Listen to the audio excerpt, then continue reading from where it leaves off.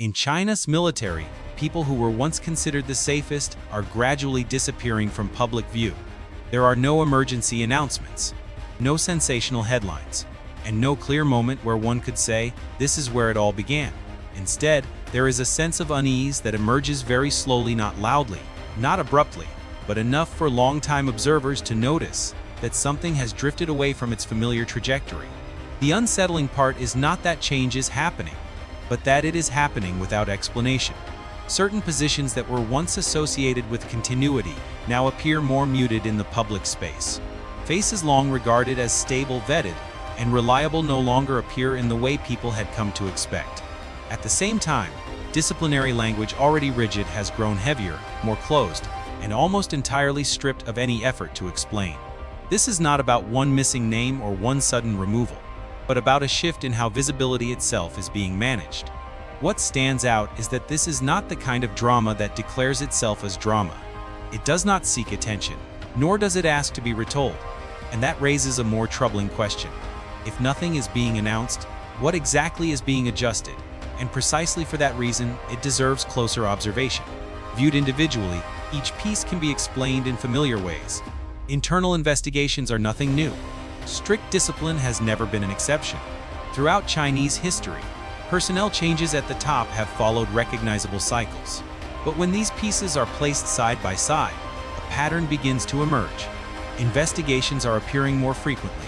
The positions being touched are no longer peripheral. And more importantly, the official language has shifted noticeably.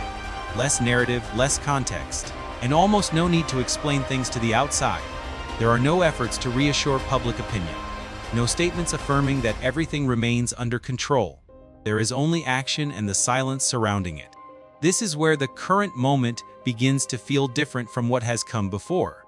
China has experienced numerous anti-corruption campaigns, internal consolidations, and power restructurings. There is no shortage of precedents. But this time, the context is different. First, there is timing. These moves are unfolding during a period when both external and internal pressures are rising simultaneously. There are fewer buffer zones left for experimentation, adjustment, or prolonged error. Second, there is the target. These are not marginal figures, nor are they already weakened links. On the contrary, they are positions once regarded as the system's hard structure points assumed to be stable by default. And finally, there is the degree of power concentration. As power becomes more centralized, every movement at the core carries greater weight. There are fewer intermediate layers to absorb shock.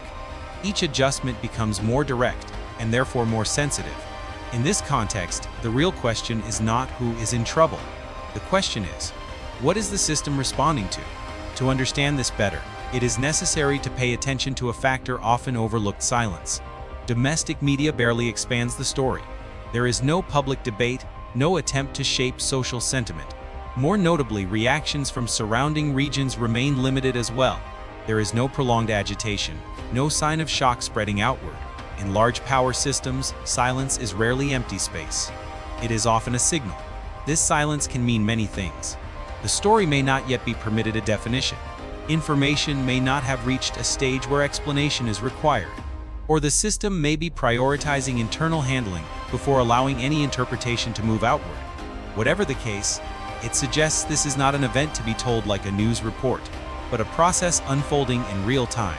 And when such a process unfolds in silence, attempts to personalize it often lead to misunderstanding. It is easy to fall back on familiar interpretations, naming individuals, identifying factions, framing purges. But this perspective misses the most important point. This is not a conflict between specific people. It is a conflict between models of power. On one side is personal logic, where loyalty, history, and past records once provided a sense of safety. On the other is systemic logic, where every position must continuously prove its compatibility with the current configuration of power. Under pressure, what was once safe enough may no longer be sufficient, not because it is wrong, but because it no longer fits the new structure. And here, the real drama does not lie in who is removed. Or it lies in the fact that the definition of safety itself is being rewritten. When even those once seen as stable are no longer outside the scope of adjustment, the question is no longer who is at risk. The question becomes, what is the system preparing for that safety must be redefined to this extent? If safety is being redefined, the next unavoidable question is, what is the system preparing for? This question often leads people to search for concrete answers: an external crisis, internal instability, or an emerging high-risk scenario. But in large power systems, asking the question is sometimes more revealing than answering it, because the way a system prepares often says more than what it publicly acknowledges. At least three possibilities appear to exist simultaneously. The first is external pressure. As the strategic environment grows less predictable, systems tend to compress internal margins of error. This does not necessarily imply imminent confrontation, but preparation for prolonged tension. In such a context, internal stability is no longer the final goal; it becomes a prerequisite for sustained responsiveness. The second lies within the system itself. Instability does not always appear as visible crisis. Sometimes it accumulates as fatigue, silent interest conflicts, or misalignment between old structures and new demands. In such cases, tightening discipline is not about punishment, but recalibration. The third is harder to grasp, yet perhaps the most telling. It is when the system is not reacting to any single event at all, but preparing for a prolonged high-risk phase one without singular shocks, only continuous pressure.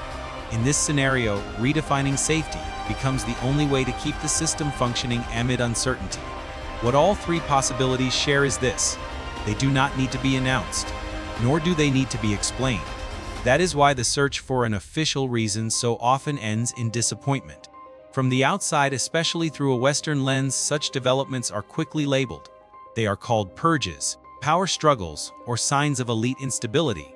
These interpretations are not entirely wrong, but they oversimplify. They assume power always operates through personal conflict, that every change requires a villain, and that all systems respond to pressure in the same way. Reality is more complex. In many non-personalized power structures, what matters is not who wins or loses, but which configuration is being prioritized. When operational logic shifts, people aligned with the old logic may no longer fit even if they have done nothing wrong. This is where many external observations fall short, not because of missing information, but because the analytical framework itself is misapplied. When power is personalized, drama centers on individuals. When power is systematized, drama resides in structure. And that is where real tension emerges. At a deeper level, this tension revolves around a familiar paradox: control and stability. Common intuition suggests that tighter control leads to greater stability. In reality, high control produces short-term stability but long-term rigidity, reducing flexibility and the ability to absorb unexpected shocks. A system that is too soft descends into disorder, but a system that is too rigid becomes brittle. The issue is not choosing sides, but recognizing how quickly the system is being pushed in one direction. And when this process unfolds in silence without public debate or visible dissent, pressure does not disappear. It is simply absorbed internally. This is why real drama does not require a villain. It exists in the tension between two opposing needs: keeping everything under control and remaining flexible enough to survive in an uncertain world. At this point, the story returns to where it began. The concern is not who has vanished from view, but how much pressure the system must be under for even what was once considered safe to no longer be assumed. And as power gradually loses a clear human face, becoming a set of mechanisms and reflexes, the role of the individual, regardless of rank, continues to narrow. The final question, then, is not who is right or wrong. It is this: in a world where technology, power, and risk are increasingly intertwined, does absolute stability truly create safety, or does it merely postpone larger risks? If you have a different perspective, order, or notice something missing in how systems respond to pressure, feel free to share your thoughts. Thank you for listening, and I will see you in the next analysis.